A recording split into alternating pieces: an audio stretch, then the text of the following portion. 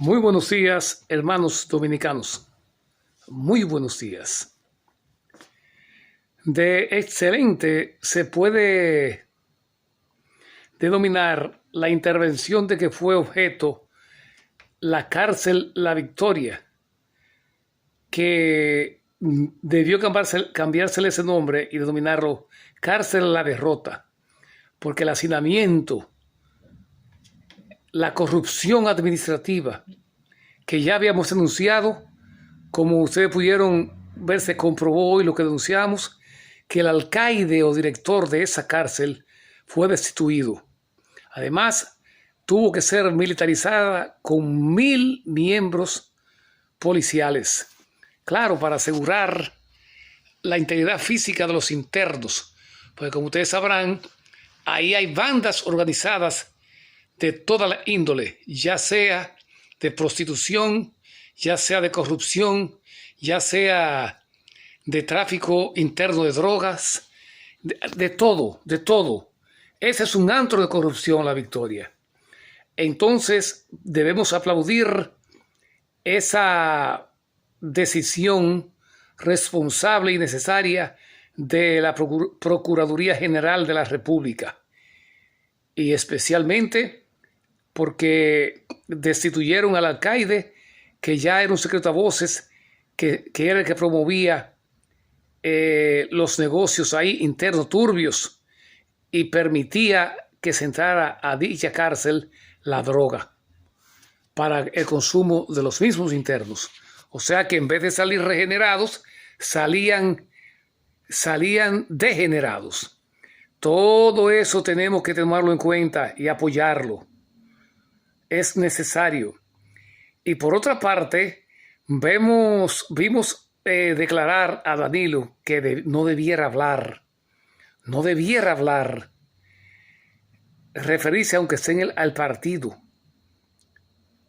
Y diciendo que esas fueron las elecciones más caras de todos los tiempos. Claro. Y la pandemia más cara de todos los tiempos, con los 100,000 millones de pesos que él despilfarró conjuntamente con los miembros de su partido y de su gobierno. Él debió referirse a que está arrepentido y que devolverá todo lo que se cogió, porque él declaró 3 centavos en su hoja de vida económica, o sea, en sus declaraciones de bienes. Es ridículo también, dice que Margarita declaró 51 millones de pesos en su haber, cuando solamente de zapatos y carteras tiene más de 20 millones. Tiene una tienda de zapatos y carteras a costa de la población nuestra. Hermanos dominicanos, ustedes tienen que despertar más, los de allá. Tienen que despertar más, porque realmente nosotros no debemos permitir seguir así con esa venda. También me da pena oír al politicucho de Jarabacoa, a Ramón Rogelio Genao, que lo aupó ahí su padre para que no ejerciera su profesión de gasónomo. Y ahí lo tienen, porque se lo entró por los ojos a Balaguer y todavía está ahí. Todavía está ahí. Pero pregúntele qué ha hecho él en los gobiernos en el que él ha estado enquistado, que son todos por Jarabacoa, su pueblo natal. Pregúntele qué obras realizó él o indujo a los gobiernos que él le lavó su saco y continuó lavándoselo, como estuvo allá en noviembre pasado con Danilo, el expresidente, y fue incapaz de comprometerlo para que en esos días por lo menos se iniciara la construcción del acueducto de Jarabacoa, que ellos mismos promueven como un pueblo turístico y carece de un acueducto y una planta de procesamiento de aguas negras, que es lo mínimo que debe tener. Pero también estaba calladito ahí cuando se estuvo construyendo el tramo carretero Jarabacoa, el río, donde él mismo sabía que se estaba sobrevaluando, que de 70 millones, que sería el precio en total, concluyó en 110 millones de dólares. Oigan bien, ahí se esfumaron los dineros para construir el acueducto y construir la planta de procesamiento de aguas negras. Por eso es que ustedes ven, yo les he dicho y lo mantengo como jarabacoense que soy, pero que soy muy observador. Los observé a ellos ya más de 30 años. Póngale 25. Observé a Rogelio y a toda su familia que manejó el ayuntamiento todo el tiempo. No hicieron nada. Se mantuvieron ahí. Una vez le dieron a ellos 2 millones por la ley 140 de aquel entonces, 2 millones de pesos para que repararan el Parque Duarte de ese pueblo nuestro. Y el hermano de él, que fue síndico, yo estaba tomando una cervecita en la pizzería Jarabacoa en aquel entonces, y yo le había preguntado que qué habían hecho con los 2 millones de pesos que le había otorgado la ley 140 para que repararan el parque municipal, porque lo que fueron fue le pusieron 3 ladrillos y ahí desapareció el dinero. Por eso que ustedes ven que allá quieren que uno sea lavasaco, adulón y encubridor de las cosas incorrectas. Pero Lorenzo Espinal no se ha dedicado a eso, ni se dedicó cuando joven y menos ahora. Por eso es que les digo que la oficialía civil en ese entonces pudo haber sido una mina de producir dinero para nosotros. ¿Y quién ha dicho que esa oficina es de nosotros? Esa oficina era del pueblo y es el pueblo. Así no. Y ustedes los ven simulando ese Ramón Rogelio. Simulando. Si él tiene 50 años ahora, tiene 30 años ahí metido ya. Conjuntamente con los cuñados y hermanos allá, primero allá en el Ayuntamiento de Jarabacoa y ahora con los cuñados que están en las redes eléctricas. Como si supieran de electricidad, lo que saben adulación. Por eso fue que yo siempre rechacé la unión con ese PLD y ese partido reformista allá en Jarabacoa, porque entonces surgirían los compromisos familiares para quedarse ahí nuevamente. Así no. Fíjense bien, lo eligió La Vega porque Jarabacoa no tenía que buscar. Ojalá el hijo de él que salió diputado cambie de postura, porque muchas veces cuando uno ve que sus familiares actúan indebidamente, sobre todo en casos políticos, debe reivindicar a la familia actuando correcto. Pero allá no. Allá lo que se quiere vivir de adulación en adulación. Así no. Por eso el pueblo ya despertó y no puede seguir permitiendo que eso ocurra. También fíjense bien, por otro lado, nos referimos la semana pasada a que se quería poner en libertad a Marlene Martínez. Ahí está en libertad.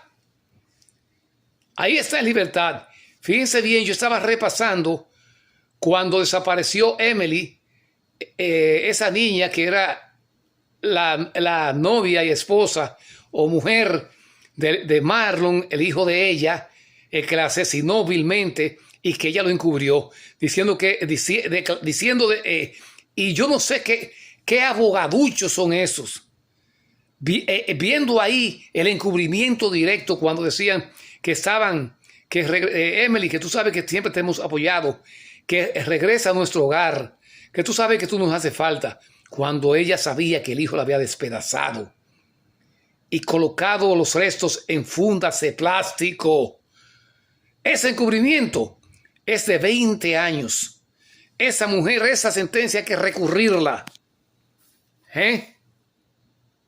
Eso no puede seguir así, Por eso le conminé al pueblo de que llevara sus pancartas el día del juicio, para que presionaran de esa manera, sin violencia, pero con las pancartas diciendo que no debían liberar a esa criminal, porque encubriendo de tal manera ese doble crimen, no puede durar 2 años en una cárcel. Adiós, pero vamos a seguir en la época cavernícola. Esa sentencia tiene que ser apelada por la Procuraduría General de la República, esa de Marry Martínez. Eso no se puede aceptar. Es inadmisible que esa mujer esté libre. Y óiganse bien, era subdirectora de pasaportes a nivel nacional. Creo que quizás es también es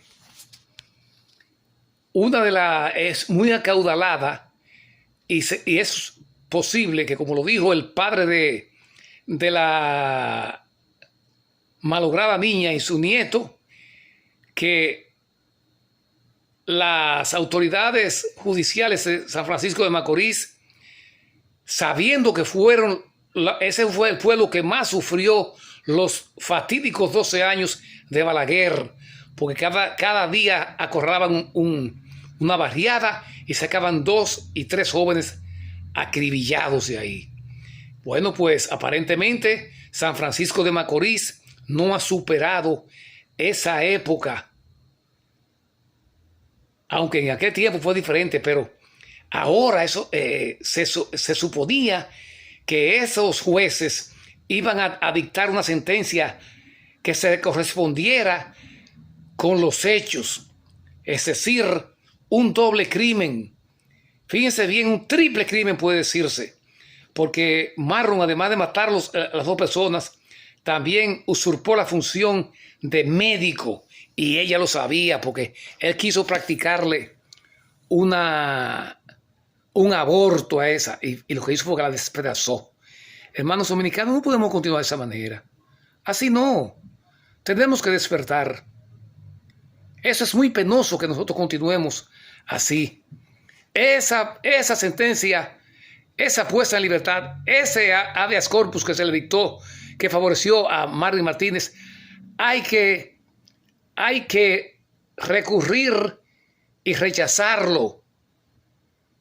Hay que incoar nueva vez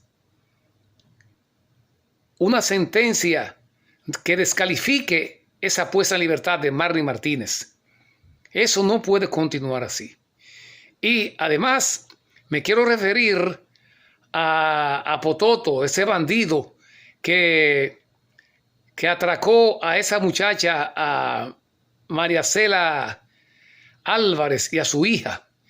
Y no solamente eso, porque no solamente fue el atraco. Recuérdense que él trató de asesinar al conductor del minicamión ese, que se detuvo para tratar de evitar el atraco. Le disparó y apenas no mató a alguien de los que iba delante con él, porque el metal era fuerte y tenía otra placa de metal. Traspasó la primera placa y siguió para allá. Ese muchacho tiene que metérsele mínimo 20 años. Y es inexplicable. Había sido sometido a la justicia 8 veces. Y ahí andaba suelto otra vez. Por eso es que allá se cree poco en la judicatura y en la policía. Porque esas componendas de pasarle dinero afuera a uno para que se lo lleve al juez, o el policía le toca lo de él y el juez recibe lo de él por debajo de la mesa, como decimos, ¿verdad? De forma muy gangsteril. Entonces, por eso, ustedes saben que Marry Martínez acumuló con todos esos desmanes de ella allá en la nación mucho dinero. Y esa sentencia o ese habeas corpus se cristalizó, no lo duden, fue porque se invirtió dinero ahí, ella invirtió dinero. porque eso es una norma total o muy común en nuestra nación. Así es que, hermanos dominicanos, tenemos que rechazar esa sentencia de habeas corpus que puso en libertad a esa desalmada Marlene Martínez. Así es que, hermanos dominicanos, es necesario que aparezcan abogados serios y responsables que rechacen esa puesta en libertad de Marlene. Es decir, así no puede ser, así no puede ser, porque de lo contrario el país continuará dentro de la mafia judicial. Por eso no sé qué es lo que pretenden, porque fíjense cómo doña Miriam ordenó militarizar la cárcel La Victoria por la corrupción rampante en todos los sentidos que existe ahí, que tuvo que cancelar al alcaide, es decir, al gerente, al director de esa prisión denominada La Victoria, que yo siempre he dicho que debe de nombrarse La Derrota, porque ahí los presos salen deformados, porque la corrupción, la prostitución, ahí y las drogas, y ahí venden bebidas alcohólicas como si fuesen un restaurante. Así no. Entonces, esas son las medidas que tenemos que respaldar la población. Y fíjense esa medida de ese señor que trató de frustrar ese atraco a la comunicadora María Cela Álvarez.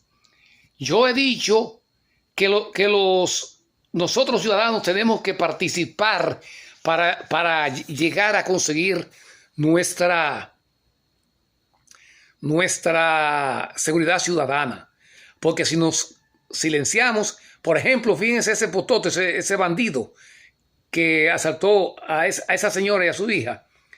Ese supone que lo conocen en su barrio. ¡Denúncienlo! Que mañana los atracará a ustedes. ¡Denúncienlo! Con cuidado, denúncienlo. Hagan llegar a las autoridades reales que esas son la gente que tienen en zozobra a sus barrios. Hermanos dominicanos, tenemos que seguir despertando. Y también, fíjense bien, la declaración de bienes de Jean Alain y toda esa gente. Claro, los del Partido Revolucionario Moderno declararon bastante dinero. Es un poco exorbitante, pero como no fueron políticos, en su gran mayoría son personas que se supone tenían sus industrias y sus bienes raíces por ahí y podían acumular esa cantidad de dinero. Pero ahora hay que tomar de ahora en adelante ese grupo, ¿verdad? Para ver cómo aumentan su patrimonio, si lo aumentarían como Víctor de la Rúa en 125,000 millones de pesos. El Penco. ¿Ustedes saben el dinero que tiene el Penco con 25 aviones y 11 helicópteros? Así no. Todas esas personas de la Odebrecht hay que continuar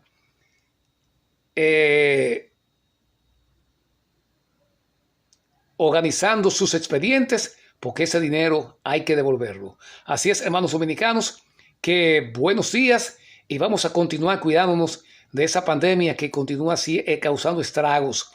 Pero esa pandemia tenemos que vencerla entre todos. No se la dejemos solamente al gobierno, porque si el gobierno nos pide que respetemos el estado de toque de queda y no lo hacemos y nos vamos a infectar, entonces no podemos frenar esa pandemia. Así es que, hermanos dominicanos, vamos a cuidar eso. Y quiero felicitar a un héroe nacional, al sacerdote del pueblo, el padre Rogelio Cruz Jiminián, que hoy está de cumpleaños. Felicitaciones muy sinceras, sacerdote del pueblo, y espero que Dios le dé una maravillosa y larga vida, aunque estos últimos años han sido tediosos para usted, pero en su alma no son tediosos porque está defendiendo los intereses de la nación, como es sobre todo esa Loma Miranda y esa Loma El Romero, que le he reiterado en varias oportunidades al secretario de Medio Ambiente, Jorge Mera, de que se reúna con usted para que se impida definitivamente que se siga dañando Loma Miranda y esas aguas de ahí, esas aves autóctonas y todas esas vegetaciones que hay por ahí. Lo mismo que la Cordillera Septentrional y a Jarabacoa. Debe ir Jorge Mera. Allá están acabando con los bosques y las aguas, ya que a nivel de Jarabacoa es un riachuelo cuando fue uno de los ríos más caudalosos de nuestra nación.